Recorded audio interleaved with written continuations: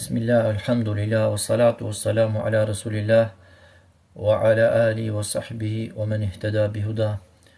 Me emrin e Allahut, falënderim i takon vetëm Allahut, lavdërinë e shpëtimi i Allahut qoftë mbi të dërguarin e Allahut, mbi familjen e tij, shokët e tij dhe mbi çdo kënd që udhëzohet me udhëzimin e tij. Ka ardhur një hadith nga Abdullah ibn Mas'udi radhiyallahu anhu, i cili tregon, hadithi është mauquf, pra hadith të cilin tregon vetë Abdullah ibn Mas'udi. Po ashtu ka disa transmetime tjera që Abdullah ibn Mas'udi transmeton nga pejgamberi sallallahu alaihi wasallam. Në këtë transmetim që do të përmend tani është direkt nga Abdullah ibn Mas'udi radhiyallahu anhu, i cili ka thënë: Inna Allah qassama bainakum akhlaqakum kama qassama bainakum arzaqakum wa inna Allah ta'ala yu'ti al-mala man ahabba wa man la yuhib wa la yu'ti al-imana illa man yuhib. فمن ظن بالمال أن ينفقه وخاف العدو أن يجاهده وهاب الليل أن يكابده فليكثر من قول لا إله إلا الله وسبحان الله والحمد لله والله أكبر. حديث الصحيح أكبر من الشيخ الألباني الصحيح الأدب المفرد. كثن عبد الله بن مسعود رضي الله عنه أتورتت الله I ka ndarë mes jush moralet e juaja, ashtu sikurse ka ndarë mes jush furnizimet, risket e juaja. Me të vërtet, Allahu i lartësuar i jep pasuri atij që e do dhe atij që nuk e do, dhe nuk ja jep besimin vetëm se atij që e do. Ai që bën kooperaci me pasurinë që ta shpenzoj dhe ka frikë armikun që ta luftoj pra që të bëj xhihad me të, dhe ka frikë natën se e mundon, pra se nata e mundon e lodha të në adhurim, atëherë le të thot shumë prej fjalës La ilaha illallah, Subhanallah, Alhamdulillah, Wallahu Akbar, dhe Allahu Akbar. Ky hadith pra i cili ka ardhur nga Abdullah ibn Mas'udi radhiyallahu anhu, pra vjen direkt nga sahabiu dhe quhet mauquf, dhe kur sahabiu tregon për diçka që është ghaib, pra fshet, dini se ai nuk e thot atë nga mendja e tij. Por nuk është e mundur që sahabiu të flasë për gjëra të tilla vetëm se me burim nga pejgamberi sallallahu alaihi wasallam. Pra hadith mauquf qëndron tek sahabi. Pra hadithi mauquf është kur sahabi vepron apo tregon direkt hadithin pa përmend ka thënë pejgamberi sallallahu alaihi wasallam. Edhe pse këtë gjë ka dëgjuar nga pejgamberi sallallahu alaihi wasallam, por sa i thot direkt fjalën e tij. Pra ky hadith pra quhet mauquf. Pra sahabiu vepron apo tregon direkt hadithin pa thënë ka thënë pejgamberi sallallahu alaihi wasallam. Dhe sa hadith marfu është ai hadith pra i cili ngrihet direkt te pejgamberi sallallahu alaihi wasallam. Pra është hadith marfu kur sahabi tregon hadithin direkt ka thënë pejgamberi sallallahu alaihi wasallam. Në këtë hadith pejgamberi sallallahu alaihi wasallam na tregon pra në lidhje se si Allah subhanahu wa taala i ka ndarë pra ato moralet dhe risket, pra ashtu i ka ndarë moralet sikur si ka ndarë pra dhe risket. Dhe nga ky hadith pra dietarët kanë nxjerrë dobi të shumta, ashtu sikur se muslimanët pra janë si tulla ku mbështesin njëri tjetrin, pra ai që ka pasuri jep të varfrit, ai që është i fuqishëm bën xhihad për të ndihmuar të shtypurin, ai që ngrihet natën lutet për veten e tij dhe për të tjerët. Sikur se ka thënë pejgamberi sallallahu alaihi wasallam, besimtari për besimtarin është si ndërtesa ku pjesët e saj mbajnë pra përforcojnë njëra tjetrën. Pra ai që është i pasur përfiton pra nga shpërblimi i Allahut për ndihmën e të varfrit. Nëse i varfri përfiton nga pasuria të pasurit dhe bëhet shkak që ky i pasur pa të fitosh shpërblime. Apo ai që është muxhahid në rrugën e Allahut përfiton për ndihmën dhe mbrojtjen që i jep të shtypurit, ndërsa i shtypuri përfiton nga ndihma dhe mbrojtja e muxhahidit dhe bëhet shkak që ky muxhahid të fitosh shpërblime. Apo ai që ngrihet natën për të falur pra dhe për të adhuruar Allahun, përfiton si vet nga i shpërblim i adhurimit të natës, po ashtu edhe të tjerët që lutin si ka përmendur pra në rrugën e tij. Pra në këtë hadith pejgamberi sallallahu alaihi wasallam ka përmendur me të vërtetë Allahu ka ndarë mes jush pra moralet, karakteret e juaja, ashtu sikurse ka ndarë mes jush furnizimet pra risket e juaja. Ashtu sikurse ashtu sikurse disa Allahu i ka dalluar në furnizim, po ashtu ka dalluar edhe në morale dhe në karaktere. Njeriu kur lind, Allahu krijon atë dhe jep atij morale dhe karaktere të ndryshme. Pra ka karaktere që njeriu lind me to, dhe ka morale dhe karaktere që njeriu fiton gjatë jetës së tij. Dhe kjo vlen për moralet dhe karakteret e mira, apo qoftë edhe për moralet dhe karakteret e këqija. Dhe argument për këtë është hadithi që do të përmendim më poshtë, ku pejgamberi sallallahu alaihi wasallam i tha njërit prej sahabëve, i cili quhej Ashaj Abdul Qais, me të vërtet, pra i ka thënë atij, ti ke dy cilësi të cilat i do Allahu, butësia dhe maturia. Ai tha, o i dërguari i Allahut, ai kanë fituar këto të dyja apo Allahu më ka krijuar me këto të dyja? Ai pejgamberi sallallahu alaihi wasallam tha, por sa Allahu ta ka krijuar me këto të dyja. Ai tha, falënderimi takon Allahut, i cili më krijoi mua me këto dy cilësi, të cilat i do Allahu dhe i dërguari i tij sallallahu alaihi wasallam. Hadithi përmend Imam Muslim në Sahihun e tij. Pra nga ky hadith kuptohet që çdo njeri lind me morale dhe karaktere të cilat Allahu ja ka caktuar që të lind me to. Dhe po ashtu ka morale dhe karaktere që ai fiton gjatë jetës së tij. Dhe këtu është argumenti kur ky sahabi e pyeti pejgamberin sallallahu alaihi wasallam, a unë kam fituar këto të dyja apo Allahu më ka krijuar me këto të dyja? Pra ka njerëz që lindin natyrisht më të butë, më të matur, më të qetë, më bujar ose më të durueshëm, dhe ky është një dhurim nga Allahu xhaleshanuhu. Prandaj mos u burr të thuash që unë kam këtë dhe atë, sepse ky është një furnizim apo një risk që ta ka dhënë Allahu. Ashtu sikur si një tjetri i ka dhënë pasurinë, pra ty të ka dhënë këtë mirësi, këtë moral të lartë. Prandaj përpiqu që këto mirësi ti përmirësosh akoma edhe më tepër. Dhe ka njerëz që lindin natyrisht me më impulsiv, apo janë më të nxitueshëm, apo mund të jenë më dështrënguar, apo të padurueshëm, ashtu sikur se ka njerëz që lindin të verbër apo të pallë. Dhe për këtë ata nuk duhet të mërziten me caktimin e Allahut, po ashtu dhe të mos e konsiderojnë këtë si dënim, por se të përveshin krahat dhe të përmirësojnë vetet e tyre, sepse edhe shpërblimi është sipas vështirësisë. Pra, nëse dikush është krijuar morale të larta, ai do t'i japi forcë të bëhet akoma dhe më i mirë. Ama nëse është provuar me morale jo të mira, atëherë ai duhet bëjë xhihad, pra duhet përpiqet sa më fort për t'i larguar apo për t'i penguar të moralet të këqija, dhe inshallah me lenin Allahut shpërblimi pra do të vijë sipas vështirësisë. Nëse moralet dhe karakteret e këqija do të ishin të pandryshueshme, atëherë nuk do të kishte kuptim dërgimi i pejgamberëve dhe i librave bashkë me ta. Nëse ke lindur i nxitueshëm apo impulsiv, mos u mërzit, sepse kjo është një sprovë për ty. Por se përpiqu që të mos jesh peng i këtij karakteri që ai të udhëheq. Por se përpiqu ta kontrollosh dhe ta udhëheqësh ti atë. Shpreso tek shpërblimi i Zotit tënd, sepse shpërblimi do të jetë akoma edhe më i madh, sepse ti po bën një xhihad të vërtet me nefsin tënd. Ndryshe nga ai që ka lindur i butë dhe nuk nxehet kollaj, ku e ka më të lehtë për ta ushtruar butësinë dhe për ta fituar shpërblimin e saj. Dhe nga të dyja palët kërkohet që të përpiqen për të fituar ato morale që nuk i posedojnë, sepse njeriu ka mundësinë për të ndryshuar. Sikur se ka thënë pejgamberi sallallahu alaihi wasallam, innamal ilmu bit-ta'allum wa innamal hilmu bit-tahallum. O men yataharra al-khayra yu'tahu wa man yattaqi sharra yuqahu. Thot i dërguari Allahut sallallahu alaihi wasallam, me të vërtetë dituria fitohet me mësim, pra me të mësuar, ndërsa butësia fitohet duke u përpjekur që të jesh i butë, pra duke ushtruar atë. Kush përpiqet për të mirën, ajo do t'i jepet ajo. Dhe kush i ruhet të keqes, do të mbrohet për saj. Këtë hadith ka përmendur Sheikh Al-Albani në Silsilatu Sahiha. Pra, hadithi ndodhet tek zinxhiri i haditheve të sakta të Sheikh Al-Albanit. Pra, morali nuk është diçka e ngrirë, nuk është i ngrirë. Prandaj, edhe nëse dikush ka lindur me një karakter të vështirë e ka mundësinë për të përmirësuar.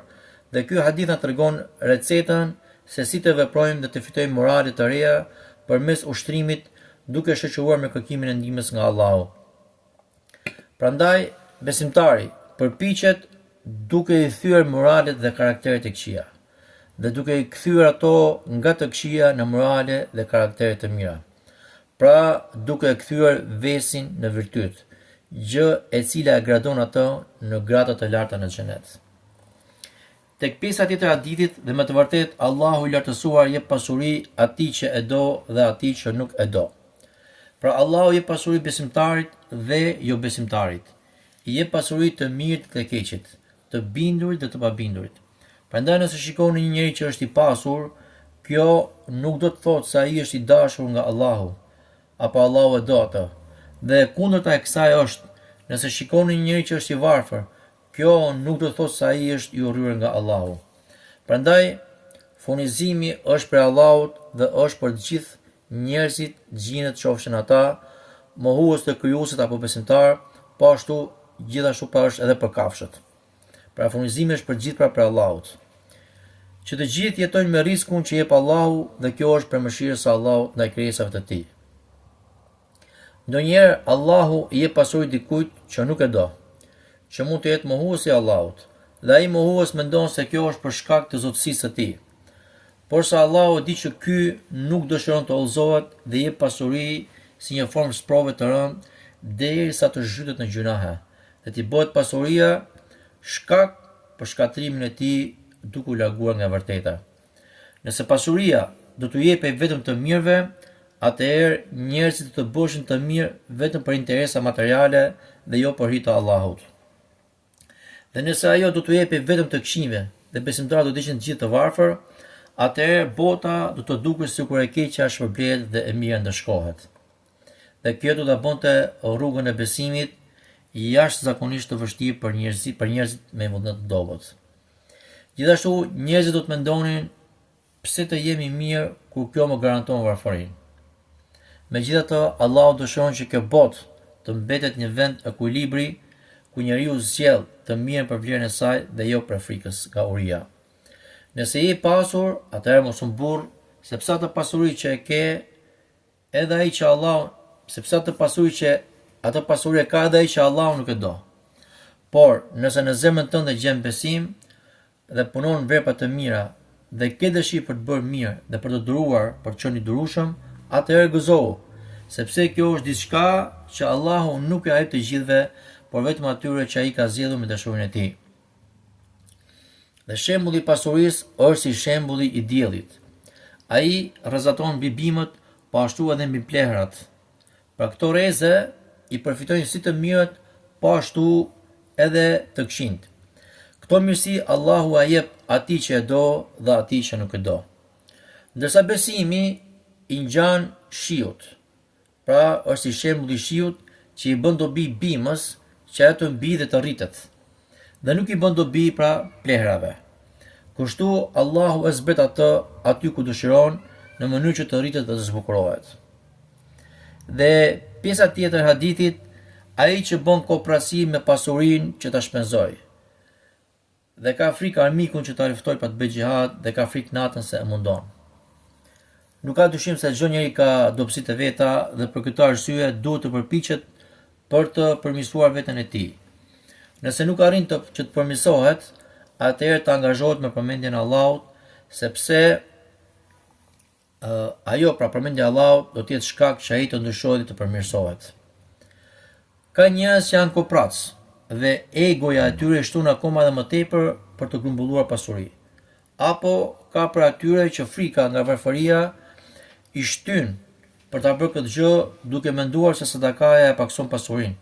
Prandaj sadakaja kërkon një zemër të fortë për ta dhënë atë. Kjo është kjo është ajo llogaria e logjikës së shumë njerëzve në lidhje me sadakan, që nëse ke 10, nëse ke 10 dhe jep 5, mbeten 5. Pra njerëzit shqipin llogarit. Kush e jep për shembull 10 euro, atëherë mbeten 5. Nëse llogaria e besimtarit është diçka tjetër, pra llogaria e besimtarit është që nëse ke 10 euro dhe jep ato, nuk mbeten 5, po mbeten 15, pra shtohet. Sikur si ka thënë Allahu i lartësuar në Kur'an, "Mathalul ladhina yunfikuna amwalahum fi sabilillahi kamathali habatin anbatat 7 sanabil fi kulli sumbulatin 100 habba, wallahu yudha'ifu liman yasha, wallahu wasi'un alim." Shembulli atyre që shpenzojnë pasuritë e tyre në rrugën e Allahut është si shembulli i një kokre që mbin 7 kallinj, ku në çdo kalli ka 100 kokra. Allahu ja shton atij që dëshiron, Allahu është i gjerë pra bujari i madh dhe i dijshëm. Suratul Bekara. Po ashtu ka njerëz që kanë instiktin e frikës më të theksuar siç është frika ndaj armikut. Pra ka frikë që të bëjë xhihad në rrugën e Allahut. Normalisht, frika është njerëzore dhe çdo kujt i ndodh, por sa ajo që duhet është që kjo frikë mos tjetë frikë paralizuese. Pra ndodh që njeriu të dridhet apo të ketë ankth para një rreziku, dhe kjo është frikë normale. Por se frika që është e dëmshme është atëherë ku ajo frikë i thyen parimet. Si për shembull, të tradhtosh fen, apo të tradhtosh vërtetën, të tradhtosh shokët e tu në fushën e betejës e të tjerë me radhë. Gjithashtu ka për njerëzve që nuk angazhohen natën për të adhuruar Allahun, sepse nata është koha kur trupi kërkon rahatin dhe gjumin. Që të ndash një pjesë të natës për adhurim është një sakrificë dhe kërkon besim, pavarësisht se është e vështirë, po nuk do të thotë se është e parritshme. Ashtu sikurse e mposhtim gjumin e natës për të kaluar orë pas televizionit apo celularit, po ashtu do të mposhtet gjumi për të adhuruar Allahun. Dhe akoma edhe më madhështor se kjo është se në ditën e gjykimit do të shohësh shpërblimin e kësaj sakrifice tek Allahu i lartësuar. Njerëzit sot nuk vuajnë nga mungesa e vullnetit për t'u angazhuar natën dhe për të qëndruar zgjuar, por ata vuajnë nga keq drejtimi i këtij vullneti. Ku shumë për njerëzve shpesh ankohen se janë të lodhur dhe nuk mundën të aktivizohen natën me adhurim, por e gjen energjinë për të lundruar në rrjetet sociale apo për të parë një film deri në mesnatë. Nëse kemi forcën për të qenë syçel para ekranit, atëherë ky është një argument që kemi forcë për të qenë edhe energjik për të bërë sejdë për Allahun. Dhe pjesa e fundit të hadithit, pra ku thot pejgamberi sallallahu alaihi wasallam, atëherë të thot shumë për fjalës la ilaha illallah, subhanallah, alhamdulillah, Allahu akbar. Allahu dëshiron më të mirën për krijesat e tij dhe nuk dëshiron mundim për ta. Dhe po ashtu nuk dëshiron dëshkim për dobësitë e tyre, por dëshiron që të jenë të lidhur me adhurimin e tij sipas mundësive. Sikur se ka thënë Allahu i lartësuar në Kur'an, Allahu dëshiron që të lehtësoj e nuk dëshiron që të vështirësoj. Siç në suratul Bekara. Njeriu nuk ka mundësi të jap për hir të Allahut, apo nuk ka mundësi të bëjë xhihad në rrugën e Allahut, apo nuk ka mundësi që të ngrihet natën për të falur për hir të Allahut, atëherë le të përmend Allahun sa më shumë, sepse ky adhurim ka për ta rigjeneruar dhe ka për të qenë shkak për të qenë aktiv në bindjen ndaj Allahut dhe po ashtu ka për të qenë i shpërblyer, pra ka për të qenë shpërblimi i këtyre shpërblimeve që i kanë kaluar. Pra, nëse personi pra nuk e ka mundësi që të ngrihet natën pra që të fali namaz për hir të Allahut subhanahu wa taala, atëherë le të përmend sa më shumë Allahun subhanahu wa taala. Sepse ky adhurim pra ka për ta bërë atë që të aktivizohet edhe më tepër, pra ky dhikr ka për të bërë shkak që ky do të vi dita pra që do ta përmendë Allahun dhe me namaz natë, do ta gjejë forcën. Dhe po ashtu nëse për momentin nuk e ka këtë forcë për ta kryer këtë namaz natë, atëherë ky edhe pse i ka nitin e mirë, por se është duke përmendur Allahun, inshallah do marrë shpërblimin e namazit të natës. Pra, dhikri la ilaha illallah, subhanallah, alhamdulillah, Allahu akbar, edhe pse është adhurim i lehtë fizikisht, ama është i rëndë në peshorën e veprave të mira në ditën e gjykimit. Është mundësia që Allahu u ka dhënë të gjithëve, pa marrë parasysh nëse janë të pasur apo të varfër, të fortë apo të dobët. Prandaj ky hadith na mëson se Allahu është aq bujar, saqë nëse ti ke dëshirë të bësh një vepër të madhe, por nuk e ke mundësinë fizike apo materiale, ai të jep një çelës. Pra ky çelës është dhikri, përmendja e Allahut, që të mund të hapësh të njëjtat dyert të shpërblimit. Kush bën kooperacion me pasurinë e tij për të shpenzuar në rrugën e Allahut, atëherë përmendja e Allahut, pra dhikri, bëhet sadakaja e tij. Kush ka frikë, pra që armiku ta luftoj, pra të bëj xhihad në rrugën e Allahut, atëherë ky dhikr, pra përmendja e Allahut, bëhet xhihad i yt, pra sikur se ti ke bërë pra xhihad. Pra nuk e ke mundësi me bëj xhihad, atëherë përmend Allahun dhe inshallah do marrësh shpërblimin e xhihadit. Apo ai personi i cili ka frikë natën se mos e mundon nata, duke çuar natën, pra duke mos ja dalë do të me kalu një pjesë të saj me adhurim, atëherë përmendja e Allahut pra dhikri bëhet namazi yt. Pra, që do të thonë, nëse ti e përmend Allahun, pra nuk e mos të falësh, pra përmend Allahun, atëherë ti ke marrë shërbimin sikur e ke kryer për të namaz natë. Pra, robërt Allahut, nëse nuk keni mundësi që t'jeni shtylla që mbajnë ndërtesën, atëherë bëhuni tulla ku mbështesin njëri tjetrin, pra t'jeni mure, ku mbështesin njëri tjetrin, pra e rëndësishme pra është që t'jeni pjesë e një ndërtese të vetme. E lutim Allahun që ta bëj dobi me to që tham. Walhamdulillahi rabbil alamin. Wa sallallahu sallam ala nabina Muhammad wa ala alihi wa sahbihi ajma'in. Subhanakallahumma bihamdik, ashhadu an la ilaha illa anta, astaghfiruka wa atubu ilayka. Allahu yashbul mira.